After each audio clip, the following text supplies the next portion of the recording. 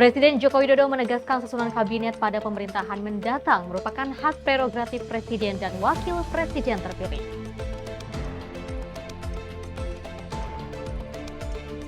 Partai Gerindra menyatakan sudah mengantongi sejumlah nama yang bakal diusung sebagai bakal calon gubernur daerah khusus Jakarta. Viral di media sosial, dokter spesialis yang masih jalani pendidikan mengalami depresi. Kementerian Kesehatan lakukan observasi mendalam. Libur panjang akhir pekan kawasan wisata Puncak Bogor jadi primadona masyarakat.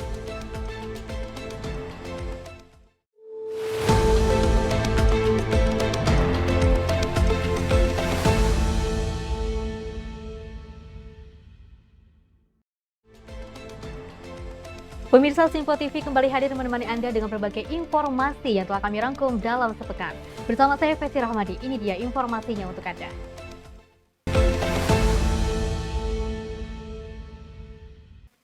Pemirsa, Presiden Joko Widodo menegaskan penyusunan kabinet pemerintahan selanjutnya merupakan hak prerogatif Presiden dan Wapres terpilih. Jokowi menjelaskan usulan kabinet diperbolehkan termasuk dari Presiden kelima Megawati Soekarno Putri jika pemerintahan mendatang meminta pendapat. Kabinet itu adalah 100% hak prerogatif Presiden. Kalau usul-usul boleh, tapi itu hak penuh Presiden terpilih.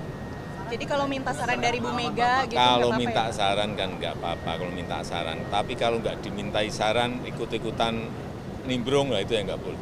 Pemirsa, Presiden ke-6 RI Jenderal TNI Purnawirawan Susilo Bambang Yudhoyono sempat menyematkan doa dan juga pesan kepada Menteri Pertahanan RI dan Presiden terpilih 2024 hingga 2029 Prabowo Subianto. SBY juga berharap Prabowo dapat mengemban tugas negara. Bapak Prabowo Subianto insya Allah akan segera memimpin negeri ini, dan ini merupakan kehendak rakyat Indonesia. Kami ingin mendoakan agar Jenderal TNI Prabowo Subianto nantinya sukses di dalam mengemban tugas negara. Kami semua akan berkontribusi, akan mendukung agar pemimpin kita yang baru nanti benar-benar sukses untuk sekali lagi menjaga kedaulatan dan keutuhan NKRI, tegaknya Pancasila dan Undang-Undang Dasar 1945, memajukan kesejahteraan rakyat, menegakkan kebenaran dan keadilan di negeri tercinta ini, dan kami titipkan sekaligus Bapak Prabowo, kibarkan makin tinggi lagi merah putih di pentas dunia. Pemirsa, Ketua Harian DPP Partai Gerindra, Sufmi Dasko Ahmad merasa heran atas isu jumlah pos kementerian di Kabinet Prabowo Gibran yang akan bertambah. Dasko menyebut Presiden terpilih Prabowo Subianto hingga saat ini masih fokus merancang program yang dijanjikannya selama kampanye. Beredarnya isu Prabowo Subianto disebut akan menambah jumlah kementerian menjadi 40 dari total kementerian saat ini. Ketua Harian DPP Partai Gerindra Dasko mengaku bingung atas isu jumlah pos kementerian di Kabinet Prabowo Gibran yang akan bertambah. Dasko mengatakan Presiden terpilih Prabowo Subianto masih berfokus untuk merancang program-program yang telah dijanjikan selama kampanye di Pilpres 2024. Ia menegaskan nama-nama kementerian yang akan hadir pada Kabinet Prabowo Gibran masih belum ada. Lebih lanjut, Dasko pun menanggapi isu yang beredar tersebut sebagai sebuah aspirasi. Nah itu juga saya juga bingung bahwa kemudian ya saya pikir itu mungkin juga sebuah masukan, aspirasi, karena yang beredar ada penambahan kementerian ini itu, tetapi sampai dengan saat ini Pak Prabowo masih fokus justru untuk merancang janji program yang dijanjikan dalam kampanye. Nah itu untuk nomenklatur kementerian itu belum ada. Bang, berarti sebagai kapasitas ketua DPR ini kan kalau untuk menambah nomenklatur juga harus merevisi UU 39 2008 atau ketika negara. Ini berarti dari DPR juga belum ada. Nah, justru kan belum ada, makanya saya bingung itu loh. Ini ya kita anggap aja itulah aspirasi, masukan begitu. Dari Jakarta, Tim Liputan Sinpo TV melaporkan. Ketua TKN Prabowo Gibran Rosan Roslani mendukung kinerja Presiden terpilih Prabowo Subianto untuk melibatkan semua mantan presiden dalam penyusunan kabinet pemerintahan mendatang demi persatuan dan kesatuan bangsa ke depan. Presiden terpilih Prabowo Subianto berencana akan melibatkan semua mantan Presiden RI dalam penyusunan kabinet di pemerintahannya mendatang. Ketua TKN Prabowo Gibran Rosan Roslani mengatakan akan mendukung penuh langkah Prabowo dalam menyusun kabinet pemerintahan dengan melibatkan seluruh mantan Presiden Republik Indonesia. Rosan menilai Prabowo Subianto merupakan sosok yang selalu mementingkan persatuan dan kesatuan. Dirinya meyakini Prabowo Gibran selaku Presiden dan Wakil Presiden terpilih akan mengambil langkah yang tepat. Ya kan kita kan seperti arah Pak Prabowo selalu menjunjung tinggi persatuan dan kesatuan ya. Kita sebagai suatu bangsa tentunya ingin suatunya itu dalam satu kerukunan. Jadi yang terbaik tentunya Pak Prabowo dan juga Mas Gibran mengetahui apa yang terbaik untuk bangsa dan negara ini.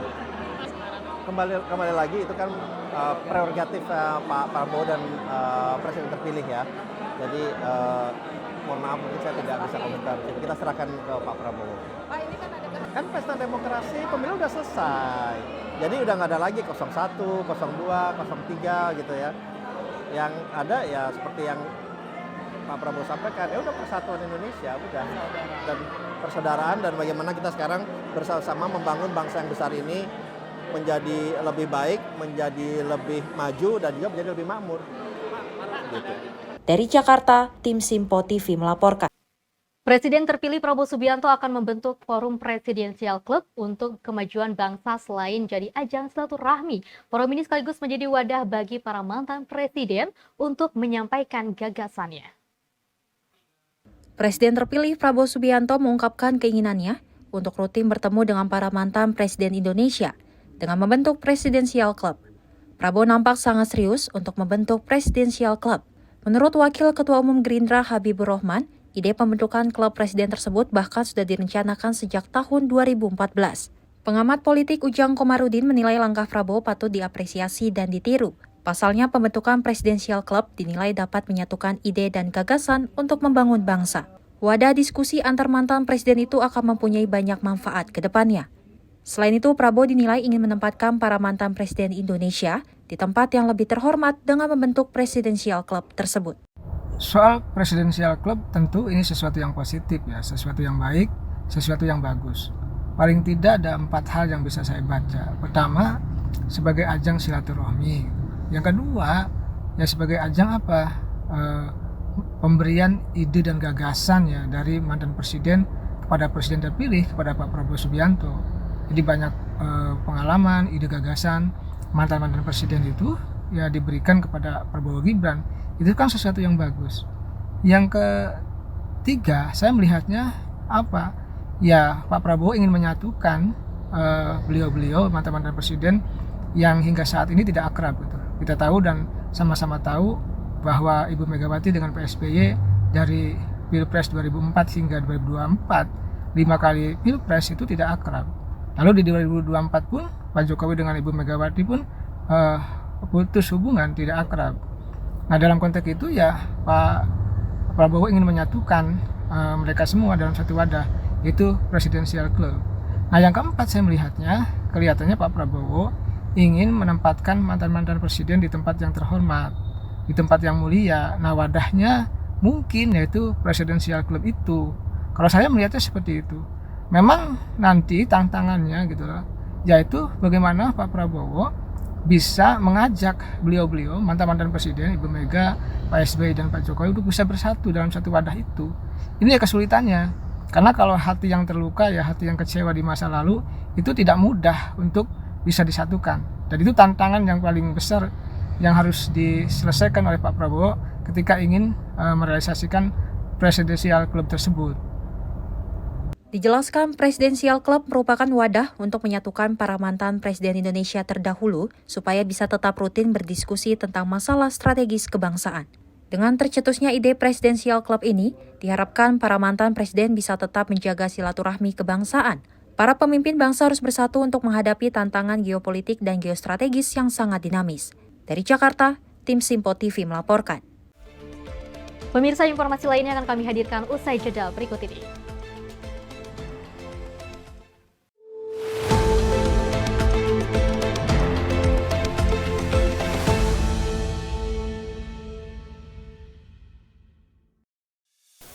Apa kabar pemirsa? Senang sekali saya Sally Siregar dapat menjumpai Anda dalam Simpo Dunia Sepekan. Kami temani akhir pekan Anda bersama sanak saudara dan keluarga tercinta. Dengan sajian informasi yang unik dan menarik dari berbagai negara. Pastinya kami akan memberikan berita yang unik dan menarik yang kami rangkum dalam Simpo Dunia Sepekan. Jangan lewatkan Simpo Dunia Sepekan setiap Sabtu dan Minggu hanya di Simpo TV.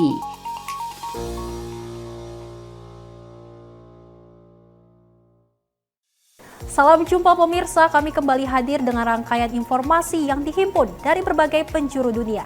Kami hadirkan rangkuman informasi terkini dari seluruh penjuru dunia hanya untuk Anda. Informasi paling penting dan sajian berita menarik kami sajikan hanya di Simpo Dunia. Bersama saya Sally Siregar, inilah Simpo Dunia selengkapnya. Jangan lewatkan Simpo Dunia setiap Senin hingga Jumat di Simpo TV.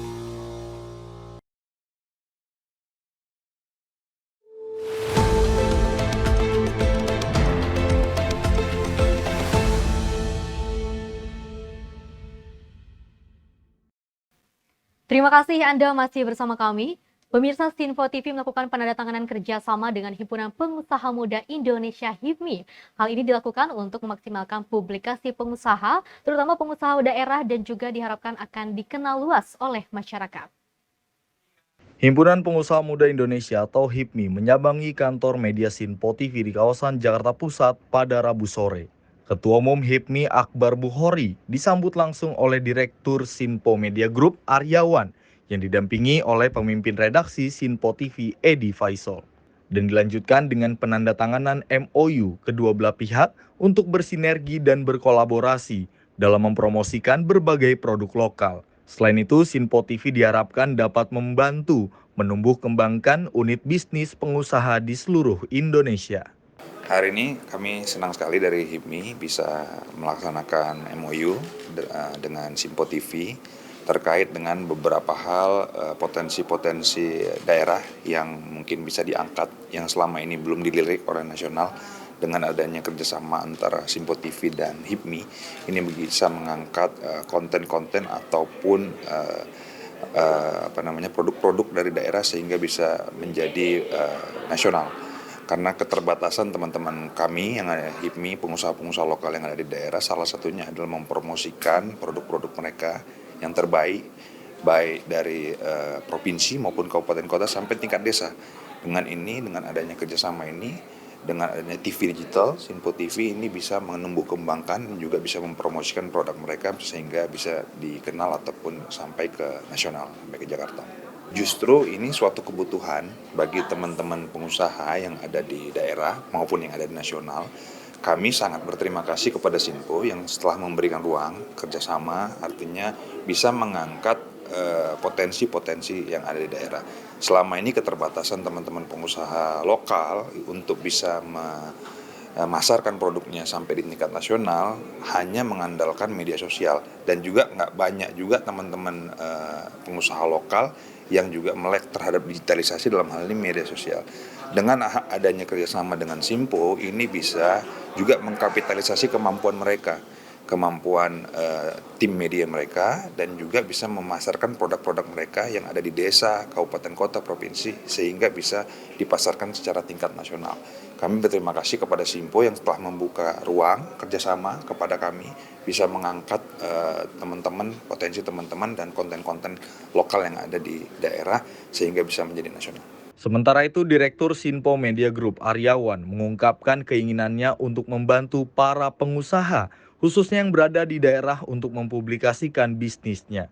Dirinya memastikan Simpo Media Group akan selalu terbuka bagi seluruh organisasi untuk bersinergi serta berkolaborasi, apalagi untuk kepentingan bangsa dan negara ke depan yang lebih baik. Untuk mempublikasi bukan hanya soal kegiatan HIPMI tapi juga usaha-usaha terutama yang memang sampai hari ini di daerah-daerah kesulitan untuk mempublikasi secara nasional. Sehingga Sinpo TV memutuskan untuk bekerja sama dengan HIPMI untuk menjadi bagian daripada mengembangkan, membantu dan juga menyebarluaskan usaha-usaha yang ada di daerah agar supaya terpublikasi secara baik dan terpublikasi secara luas sehingga seluruh masyarakat bahkan mungkin bukan hanya di Indonesia tapi mungkin di mancanegara juga dapat mengetahui apa saja yang sudah dilakukan HIPMI dan apa saja usaha-usaha yang ada di HIPMI. Dari Jakarta, tim Sinpo TV melaporkan. Pemirsa, Ketua Harian DPP Partai Gerindra, Sufmi Dasko Ahmad menyebut bahwa beberapa nama yang akan maju di Pilgub DKI Jakarta 2024 sebagai gubernur sudah dikantongi oleh Ketua Umum Partai Gerindra sekaligus Presiden terpilih Prabowo Subianto. Dasko mengatakan nama-nama tersebut akan dibahas dalam rapat Partai Koalisi Indonesia Maju. Ketua DPP Harian Partai Gerindra Dasko mengungkapkan, Ketua Umum Partai Gerindra sekaligus Presiden terpilih Prabowo Subianto telah mengantongi nama-nama yang nantinya akan maju pada Pilgub DKI Jakarta 2024. Dasko mengatakan ada dua opsi yang nantinya akan dibahas pada rapat Koalisi Indonesia Maju. Dirinya menyebut dua opsi tersebut ialah dari koalisi dan dari Partai Gerindra. Namun, untuk nama-nama yang telah dikantongi, Dasko masih enggan menyebutkan kapan nama itu diumumkan. Ia menyampaikan pengumuman nama yang sudah dipersiapkan akan diumumkan pada bulan Juni mendatang. Lebih lanjut, dirinya menjelaskan mekanisme untuk nama yang nantinya muncul di Pilgub Daerah Khusus Jakarta merupakan hak prerogatif dari Dewan Pembina Gerindra. Jadi begini, kalau kita ngomong soal Pilkada DKI, insya Allah nama yang akan maju itu sudah ada di kantong Pak Prabowo. Yang kemudian ada dua opsi. Dua opsi itu salah satunya itu pasti ada kader Gerindra, baik menjadi gubernur atau wakil gubernur. Dan itu akan dibawa ke dalam rapat koalisi. Demikian. Tapi bisa dibocorkan? Oh nggak boleh.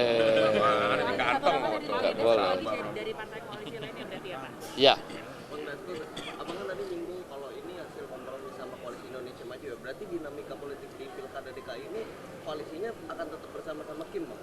Ya sepertinya begitu. Pimpinan Partai Gerindra, Bacagub Jakarta, Banten, Banten. kira-kira siapa ya? Banten Jakarta. Untuk Bacagub. masih rahasia. Ya kalau di Gerindra itu kewenangan menurut anggaran dasar dan anggaran rumah tangga untuk penyusunan personalia pengurus, kemudian pencalonan kepala daerah, presiden, wakil presiden, itu ada juga hak prerogatifnya dari ketua dan pembina. Nah, sehingga mekanisme itu bisa dari bawah, tapi kemudian keputusan ada di tangan ketua dan pembina. Demikian. Dari Jakarta, tim liputan Sinpo TV melaporkan. Pemirsa, Sekjen Partai Gerindra Ahmad Muzani menyatakan pihaknya siap untuk menghadapi Pilkada 2024, salah satunya pemilihan gubernur di Provinsi Jawa Barat. Muzani menyebut bahwa salah satu fokus yang sudah dilirik Gerindra adalah kader internal, yakni Deddy Mulyadi. Jelang Pilkada serentak pada November 2024, Sekjen Partai Gerindra Ahmad Muzani ungkap kesiapan partainya dalam menyiapkan para kader terbaik untuk diusung. Meski demikian, Gerindra masih terus mempersiapkan calon yang akan diusung untuk bertarung di Pilkada 2024. Sekjen Partai Gerindra Ahmad Muzani menyatakan Gerindra dalam menghadapi Pilkada 2024, salah satunya pemilihan Gubernur Jawa Barat. Ia menyebut bahwa salah satu cagup yang sudah dilirik Gerindra adalah Deddy Mulyadi. Namun di sisi lain, Muzani mengatakan bahwa Pilkada yang sebentar lagi berlangsung itu masih dalam proses persiapan menyiapkan kandidat terbaik. Ia berharap siapapun yang terpilih nantinya dapat menjadi sebuah perpanjangan tangan, baik untuk kepentingan rakyat maupun pemerintahan. Bagaimana Pilkada ini menjadi sebuah pesta demokrasi, harapan bagi rakyat di seluruh Indonesia, bagi gubernur, bupati, wali kota, karena dia akan mendapatkan pemimpin baru. Ini adalah Pilkada serentak pertama yang hampir berbarengan dengan Pilpres. Jadi ini adalah prosesi demokrasi baru bagi kita sehingga memerlukan persiapan baik bagi penyelenggara dalam hal ini KPU, Bawaslu, tentu saja pemerintah, lembaga terkait dan partai politik yang mengusungnya. termasuk rakyat, karena rakyat baru saja menyelesaikan sebuah pesta demokrasi, pemilu dan pilpres. Ini akan disiapkan lagi untuk pilkada, sehingga saya kira perlu persiapan. Kami di Partai Gerindra sedang mempersiapkan calon-calon itu bisa menjadi sebuah perpanjangan tangan bagi kepentingan rakyat kepada pemerintah pusat dan pemerintah pusat kepada masyarakat dan rakyat. Khusus di Jawa Barat, kami sedang melirik sebelah kanan saya ini. Seperti diketahui, pria yang akrab disapa KDM ini adalah salah satu kader terbaik Partai Gerindra. Sejumlah elemen mendukung mantan Bupati Purwakarta itu untuk bertarung di Pilgub Jawa Barat. Dari Jakarta, tim Simpo TV melaporkan. Wakil Ketua Umum Partai Gerindra Habibur Rahman menilai kader Partai Amanat Nasional Eko Patrio pantas menjadi menteri dalam Kabinet Presiden dan Wakil Presiden terpilih Prabowo Subianto dan Gibran Rakabuming Raka. Eko Patrio dianggap memiliki penampilan yang pas untuk bergabung di pemerintahan baru nantinya. Hal tersebut disampaikan Habibur Rahman saat menanggapi pernyataan Ketua Umum Partai Amanat Nasional Zulkifli Hasan yang mendorong kadernya yakni Eko Patrio sebagai calon menteri dari partainya. Habibur Rahman mengatakan kemungkinan porsi menteri yang diungkap oleh Zulhas merupakan hasil komunikasi langsung dengan Prabowo Subianto. Habib pun tak mempersoalkan jika Eko Patrio diusulkan sebagai menteri, bahkan ia mengaku senang karena ada seorang menteri yang berasal dari daerah pemilihan yang sama dengan dirinya, yakni Jakarta Timur. Ya, karena yang menyampaikan kan Bang Zul, ya. Bang Zul kan ketum. Tentu ketum punya saluran komunikasi khusus dengan Pak Prabowo. Sesama ketum kan, ya mungkin saya menduga ya mungkin itu kan didapat langsung dari Pak Prabowo. Ya kita sih senang-senang saja kalau Eko kan orang Jakarta Timur juga kan, jadi menteri, punya teman menteri saya jadinya kan. Kita ikut bangga. Eko Patrio ini udah muncul di kalangan internal, Bang Habib sendiri udah. Ya kalau lihat ini ya kan potongannya itu pantas juga sih Eko jadi menteri gitu kan. Kalau lihat kalau baju itu ya potongannya dengan bahannya ya kan. Potongannya bagus, bahannya bagus, Eko jadi menteri gitu. Jadi menurut saya pantas-pantas banget ya Pak Eko jadi menteri. Dari Jakarta, Sri Dewi, Ahmad Mutia, Simpo TV melaporkan. Pemirsa, Presiden Jokowi tidak mau ambil pusing terkait kabar foto dirinya yang tidak ada di salah satu ruangan kantor Dewan Perwakilan Daerah PDIP Sumatera Utara. Presiden Jokowi justru memberikan respon yang sangat santai. Hal itu direspon Presiden Jokowi saat kunjungannya ke Pasar Baru Karawang yang didampingi oleh Menteri Perdagangan Zulkifli Hasan. Presiden menanggapi dengan santai. Menurut Jokowi, itu hanyalah sebuah foto saja dan tidak perlu dipermasalahkan. Apanya? Fotonya Bapak nggak ada diturunkan. Apa nggak ada di kantor DPD PDIP Sumatera? foto. Yang kata Mas Hasto kasih Pak. Apanya? Foto Bapak diturunkan. Ya foto aja. Sekjen PDIP Hasto Kristianto menekankan perihal itu bukan merupakan instruksi Dewan Perwakilan Pusat PDIP. Ia menegaskan PDIP sangat menghormati Joko Widodo dan Ma'ruf Amin selaku Presiden dan Wakil Presiden Republik Indonesia. Sementara itu, perwakilan DPD PDIP Sumut mengklarifikasi tidak adanya foto Jokowi di salah satu ruangan, disebabkan foto Presiden terjauh saat ada kegiatan pemasangan baliho di ruangan tersebut. Tim Simpo TV melaporkan. Informasi lainnya akan kami hadirkan usai jeda berikut ini.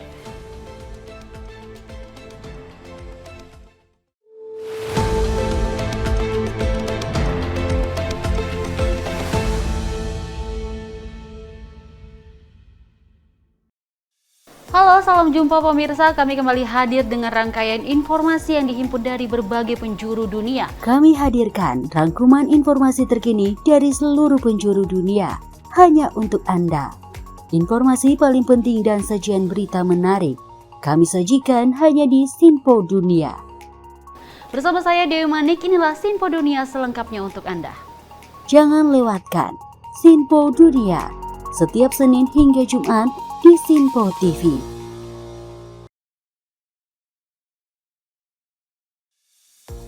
Halo pemirsa, Simpo Dunia sepekan kembali hadir menemani Anda dengan berbagai informasi dari penjuru dunia yang telah kami rangkum dalam sepekan.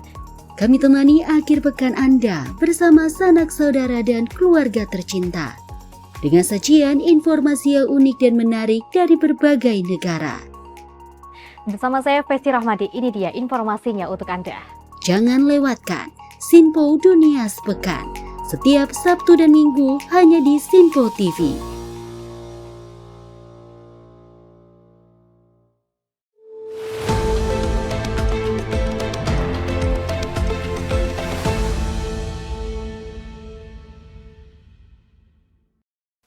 Terima kasih Anda masih bersama kami. Pemirsa, Presiden Joko Widodo bertolak menuju Kabupaten Karawang, Provinsi Jawa Barat pada Rabu 8 Mei 2024 dalam rangka kunjungan kerja. Melalui pangkalan TNI AU Atang Senjaya, Kepala Negara lepas landas dengan menggunakan helikopter Super Puma TNI Angkatan Udara.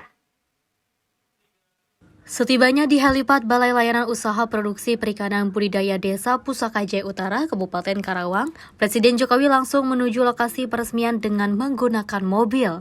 Di sana, Presiden Jokowi akan meresmikan modeling kawasan tambak budidaya ikan nila salin. Selain itu, Presiden Jokowi juga akan melakukan panen perdana ikan nila salin di lokasi yang sama. Usai panen, Presiden Jokowi dan rombongan akan melanjutkan perjalanan menuju Pasar Baru Kabupaten Karawang untuk meninjau stok dan harga sejumlah bahan pangan. Turut mendampingi Presiden dalam penerbangan menuju Karawang adalah Sekretaris Militer Presiden, Majen TNI Rudi Saladin, Komandan Pas Pampers Majen TNI Ahirudin, serta PLT. Deputi Bidang Protokol, Pers dan Media Sekretariat Presiden M. Yusuf Permana. Tampak melepas keberangkatan Presiden di pangkalan TNI AU Atang Senjaya, Kabupaten Bogor, adalah Danrem 061 Surya Kencana Brigjen TNI Faisal Izzuddin Karimi serta dan Wing 4 Lanut Atang Senjaya, Kolonel PNB Asep Wahyu Wijaya. Menteri Pertahanan Republik Indonesia Prabowo Subianto apresiasi ide dan gagasan dari mantan Kepala Badan Intelijen Negara BIN, Jenderal TNI Purnawirawan AM Hendro Priyono. Apresiasi ini diberikan pasca peresmian replika Istana Majapahit di Jakarta. Dalam sambutannya, Prabowo menegaskan jika apa yang sudah dilakukan Hendro Priyono merupakan sebuah inisiatif yang sangat luar biasa. Bisa dikatakan jika momen ini menjadi lebih spesial, lantaran bertepatan dengan hari ulang tahun Hendro Priyono.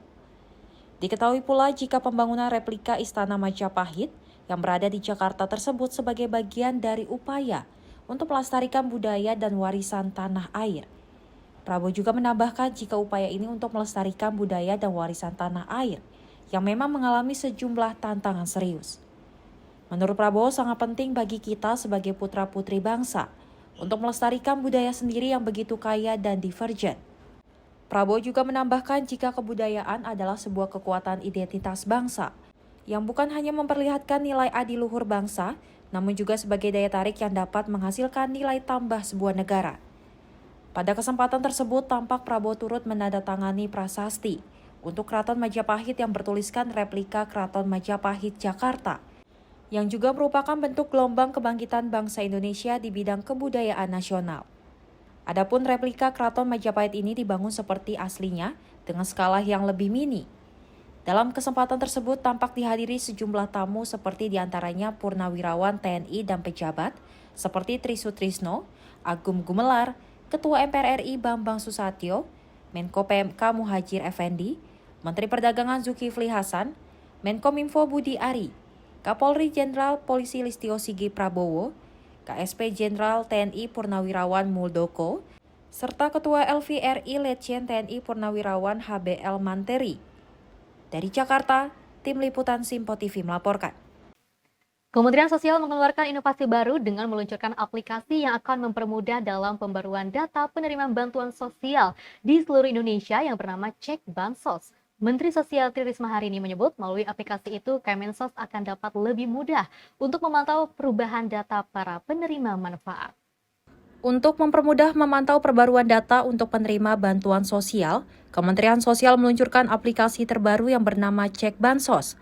Menteri Sosial Tri Risma hari ini mengatakan melalui aplikasi Cek Bansos, Kementerian Sosial akan dapat mempermudah untuk memantau perubahan data penerima manfaat di setiap daerah dengan dibantu oleh perangkat desa. Dengan aplikasi ini juga perangkat desa yang akan bertanggung jawab dalam memperbarui data warga. Penerima Bansos akan memberikan update terkini melalui aplikasi secara digital. Selain itu, Kemensos juga dapat melacak siapa yang memberikan rekomendasi pemberian bansos untuk menghindari alokasi bansos yang tidak tepat sasaran. Jadi aplikasi ini bisa di-download lewat Play Store. Nanti mungkin Pak Kepala Pusdatin bisa menjelaskan dengan aplikasi namanya Cek Bansos. Jadi Bapak Ibu sekalian, nanti akan kita Senin itu akan kita training untuk daerah, sosialisasikan dan kita training untuk daerah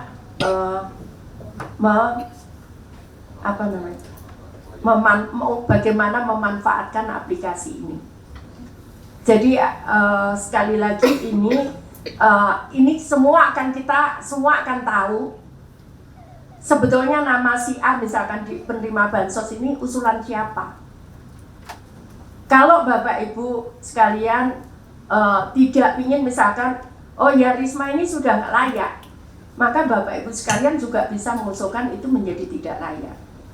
Tapi kalau misalkan ini layak gitu, Bapak Ibu juga bisa mengusulkan itu layak untuk menerima itu. Seperti itu. Jadi kira-kira seperti itu teman-teman di daerah. Saya berharap nanti, jadi sekali lagi teman-teman daerah yang sekarang masih datanya dimasukkan oleh para pendamping kami, PKH, TKSK, dan pendamping lainnya, ada Peksos, ada pendamping Resos, ada lagi Porda, macam-macam itu yang di bawah Kemensos itu tidak boleh dia menjadi pengelola data, tidak boleh. Ini yang menyarankan ini Satgasus. Jadi Satgasus itu yang menyarankan seluruh instrumen dari Kemensos tidak boleh menjadi pengolah data. Dari Jakarta, Muhammad Farizal, Mutia, Simpo TV melaporkan. Pemirsa, belakangan ini viral di media sosial terkait kondisi kesehatan para dokter spesialis yang sedang menjalani pendidikan dan mengalami depresi. Kementerian Kesehatan pun buka suara terkait kabar tersebut. Berikut cuplikan wawancara produser Simpo TV Syem Hakul bersama Kepala Biro Komunikasi dan Pelayanan Publik Kementerian Kesehatan Siti Nadia Tarmizi. Berikut informasinya. Ibu komisinya tadi itu berarti kan apakah masih diagnosa, apa memang sudah dikatakan oh ini sudah memang kategorinya depresi seperti itu?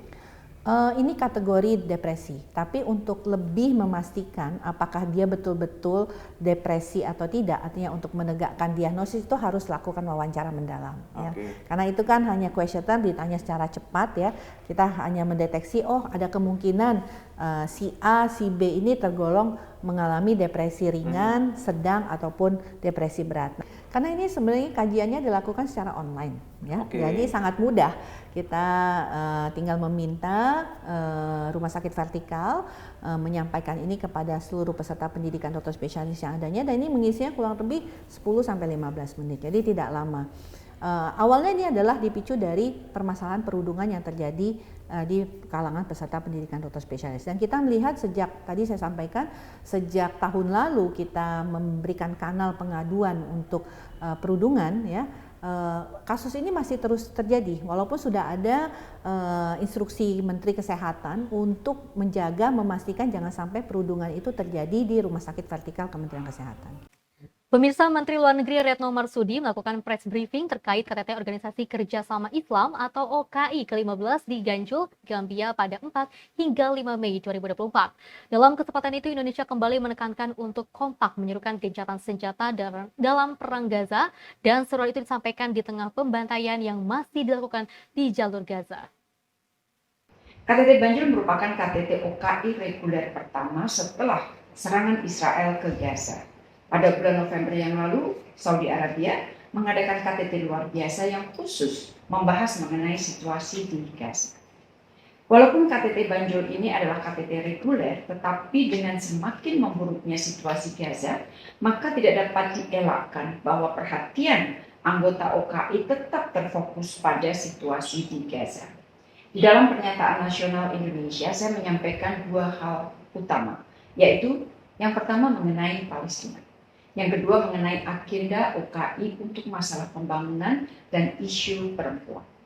Untuk isu Palestina, saya menekankan antara lain bahwa OKI masih berhutang kemerdekaan pada bangsa Palestina. Saya ingatkan kembali bahwa dalam Arab Peace Initiative dan berbagai keputusan OKI disebutkan bahwa perdamaian dengan Israel hanya akan dilakukan jika Israel menghentikan pendudukannya terhadap Palestina. Sikap tersebut telah mengirim pesan yang sangat kuat bahwa tanpa kemerdekaan Palestina, maka tidak akan ada hubungan diplomatik dengan Israel.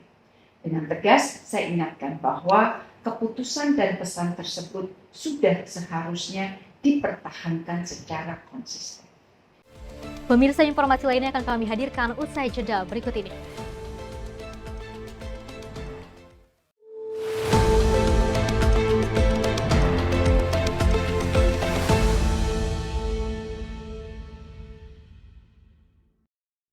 Menyapa Anda sebelum memulai hari dengan penuh semangat pagi.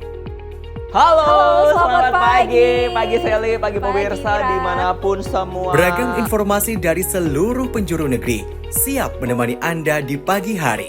Kami hadirkan beragam informasi terkini yang terjadi dari dalam dan luar negeri, tentunya dengan nuansa masa kini. Wow, Sally, bener kan? Aku bilang tadi bahwa kekalahan adalah kemenangan yang tertunda. Oke, tetap tebarkan semangat dan juga terbitkan keceriaan. Sebarkan cinta terbaik Anda untuk orang di samping Anda. Saya Wira Ananta. Dan saya Festi Rahmadi. Kami pamit undur diri. Selamat pagi. Dan sampai jumpa. Sampai jumpa. Pastikan Anda bersemangat di pagi hari bersama kami dalam program Menyapa Pagi. Senin hingga Jumat pukul 6 pagi hanya di Sinpo TV.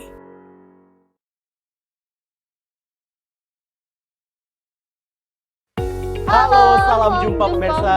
Senang sekali kita kembali hadir menjumpai Anda dalam Menyapa Malam ini. Rangkuman informasi berkualitas siap temani Anda di malam hari. Sajian berita teraktual yang menjadi pembicaraan kami hadirkan ke layar kaca.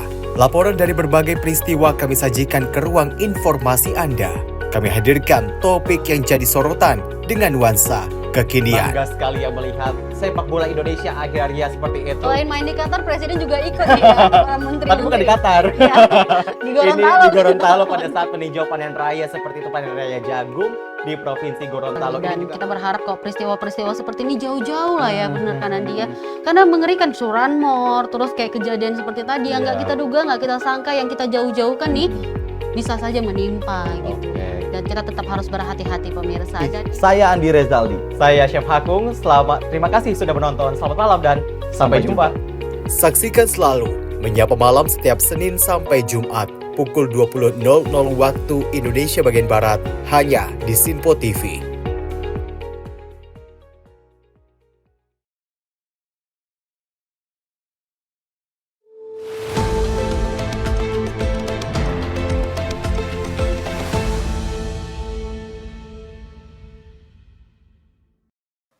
Terima kasih Anda masih bersama kami. Pemirsa, Asrama Haji Embarkasi Jakarta Timur siap untuk menampung calon jemaah haji tahun 2024.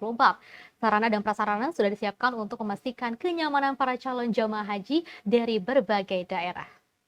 Sejumlah calon jemaah haji dijadwalkan akan tiba di Asrama Haji Embarkasi Jakarta Timur pada 11 Mei 2024. Mereka rencananya akan diberangkatkan ke Tanah Suci pada 12 Mei mendatang.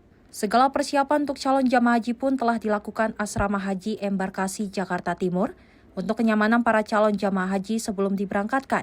Calon jamaah haji nantinya akan beristirahat sejenak di Asrama Haji Embarkasi, sekaligus diberikan pemaparan, pembagian paspor, dan gelang haji. Calon jamaah haji yang akan tiba ini berasal dari berbagai daerah, mulai dari DKI Jakarta, Banten, hingga Bandar Lampung.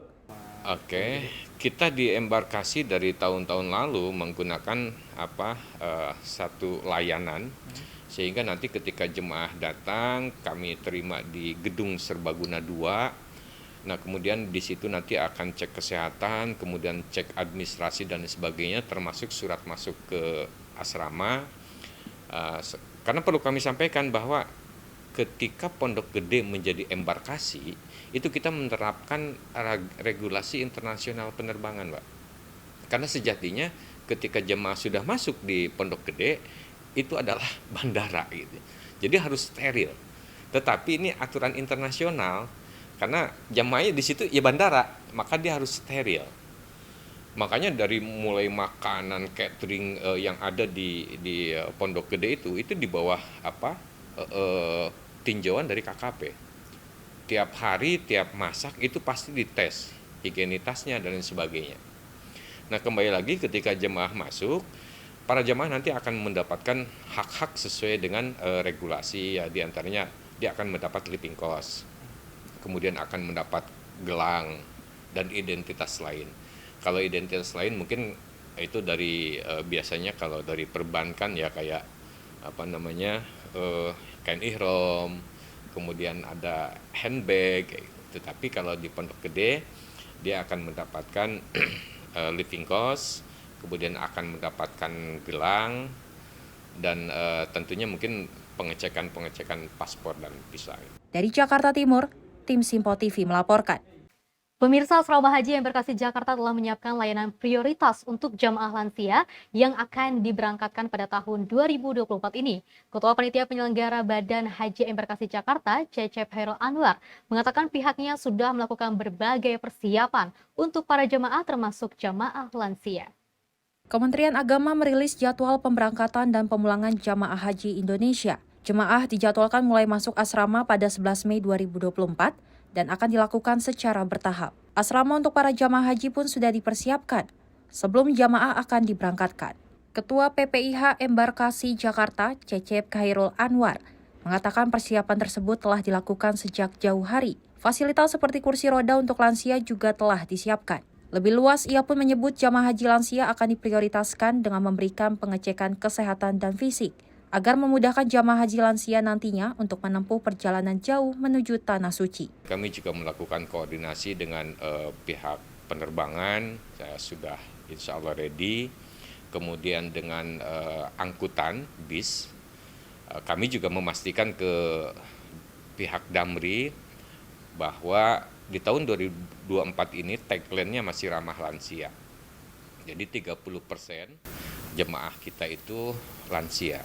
Lansia itu rata-rata di atas 65. Tetapi bukan hanya lansia yang harus kita perhatikan juga. Di situ nanti ada jemaah resti, resiko tinggi. Jemaah resti itu tidak mutlak di usia 65 ke atas. Bisa jadi usia yang 40 tahun dia punya penyakit yang resiko tinggi juga. Nah, oleh karena itu, karena tagline-nya masih ramah lansia, ya kami juga dengan KKP, Dinas Kesehatan selalu melakukan koordinasi. Tetapi tahun ini memang agak berbeda ketika pemerintah melakukan kebijakan untuk istitoah kesehatan. Nah, dengan adanya istitoah kesehatan, mudah-mudahan jemaah haji yang memang akan berangkat menuju Tanah Suci itu secara fisik dan lain sebagainya sudah siap karena sudah ada surat istitoah kesehatan. Nah, kemudian di asrama haji Pondok Gede dari mulai kursi roda dan lain sebagainya prinsipnya kita siap, Mas. Dari Jakarta, Muhammad Farizal, Mutia, Simpo TV melaporkan.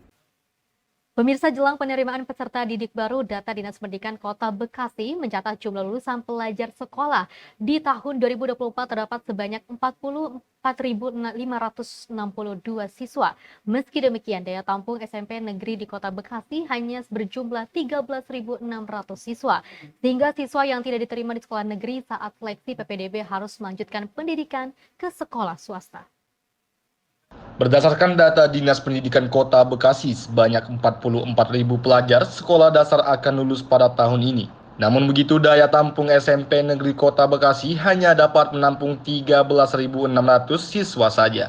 Sementara itu, bagi siswa yang tidak lolos ke sekolah negeri pada saat seleksi penerimaan peserta didik baru atau PPDB, maka siswa tersebut harus melanjutkan pendidikannya ke sekolah swasta. Lebih lanjut, Dinas Pendidikan dan pemerintah Kota Bekasi akan membahas persoalan regulasi PPDB secara seksama. Hal itu dilakukan agar pelaksanaan PPDB 2024 hingga 2025 tidak menjadi persoalan besar di kemudian hari. Sebelumnya, pelaksanaan PPDB oleh Dinas Pendidikan Kota Bekasi sudah tergolong baik setiap tahunnya, berdasarkan penilaian dari Kementerian Pendidikan dan Kebudayaan. Dari Jakarta, Sri Dewi, Dava, Mutia, Simpo TV melaporkan. Pemirsa, kenaikan Yesus Kristus sekaligus libur panjang akhir pekan dimanfaatkan warga untuk melakukan rekreasi ke kawasan wisata. Salah satunya jalur menuju kawasan Puncak Bogor yang dibanjiri oleh pengunjung. Untuk mengurangi kendaraan, polisi melakukan sistem ganjil genap. Peningkatan volume kendaraan ke arah puncak, tepatnya di Simpang Gadok, Kabupaten Bogor, Jawa Barat, mulai terjadi. Di hari pertama libur panjang, kawasan wisata puncak terus dibanjiri pengunjung. Padatnya kendaraan yang mengular sejak gerbang tol Ciawi menuju puncak membuat antrian panjang tak terhindarkan hingga sepanjang kawasan Ciawi. Arus lalu lintas didominasi kendaraan pribadi serta iring-iringan bus pariwisata. Sementara untuk mengantisipasi tingginya volume kendaraan, Polres Bogor menerapkan rekayasa lalu lintas, sistem ganjil genap nomor kendaraan, dan memperlakukan sistem satu arah situasional. Hal itu dilakukan saat libur kenaikan Yesus Kristus sejak Rabu malam hingga Minggu esok. Baik, jadi terima kasih kami jelaskan untuk pagi hari ini di hari Kamis tanggal 9 Mei tahun 2024 bertepatan dengan long weekend masa libur nasional kenaikan Isa Al-Masih untuk kawasan wisata Jalur Puncak. Semenjak tadi pagi kami dari Satlantas Polres Bogor sudah mengantisipasi dengan melaksanakan yang pertama yaitu penerapan sistem ganjil genap yang kami laksanakan semenjak tadi pagi mulai pukul 06.00 waktu Indonesia bagian Barat. Kemudian kami buka jalur kontraflow dari keluar exit tol Ciawi sampai dengan kilometer 46400 yang mana kendaraan-kendaraan yang akan menuju ke arah Ciawi ataupun Sukabumi tidak terhambat manakala ada antrian kendaraan yang akan menuju kawasan wisata Puncak. Rekayasa lalu lintas dilakukan karena banyaknya warga yang memanfaatkan libur panjang akhir pekan dan cuti bersama dan bertepatan dengan hari kenaikan Yesus Kristus. Dari Kabupaten Bogor, Tim Liputan Simpo TV melaporkan. Libur panjang akhir pekan membuat volume penumpang kereta api jarak jauh dari stasiun Gambir dan Pasar Senen mengalami lonjakan. Manajer Humas KAI Daob 1 Jakarta menyampaikan pada momen ini pihaknya menambah perjalanan kereta api. Tampak ramainya penumpang memadati stasiun Gambir dan stasiun Senen dalam memanfaatkan menikmati libur panjang, peringatan hari kenaikan Yesus Kristus dan cuti bersama.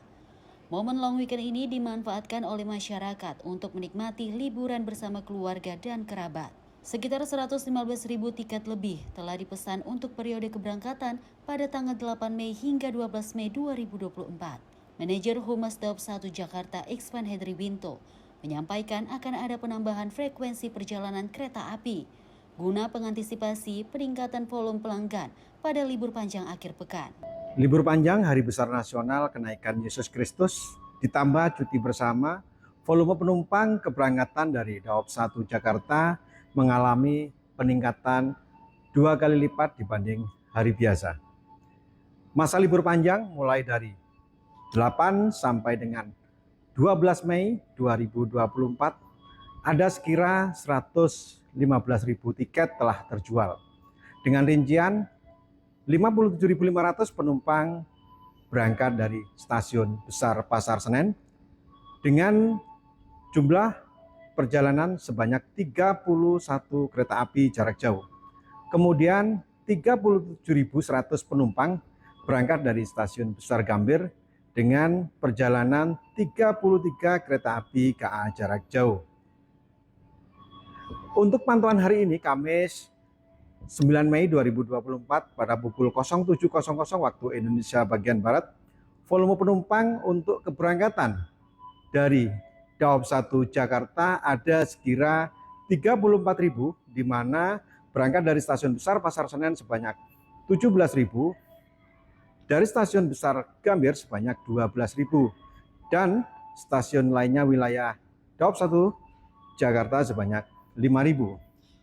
Jika dibandingkan dengan rata-rata penumpang hari biasa, Iksvan menuturkan jumlah keberangkatan mulai hari ini dan beberapa hari ke depan alami peningkatan lebih dari 2 kali lipat. Sejauh ini rute favorit masyarakat pada periode long weekend tersebut adalah Jakarta, Surabaya, Jakarta Solo, Jakarta Malang, dan relasi lainnya. Dari Jakarta, Sinpo TV melaporkan. Pemirsa, informasi tadi sekaligus mengakhiri jumpa kita dalam Sinpo sepekan kali ini. Mewakili kerabat kerja yang bertugas, saya Fesi Rahmadi mengucapkan terima kasih atas kebersamaan Anda. Terima kasih dan sampai jumpa.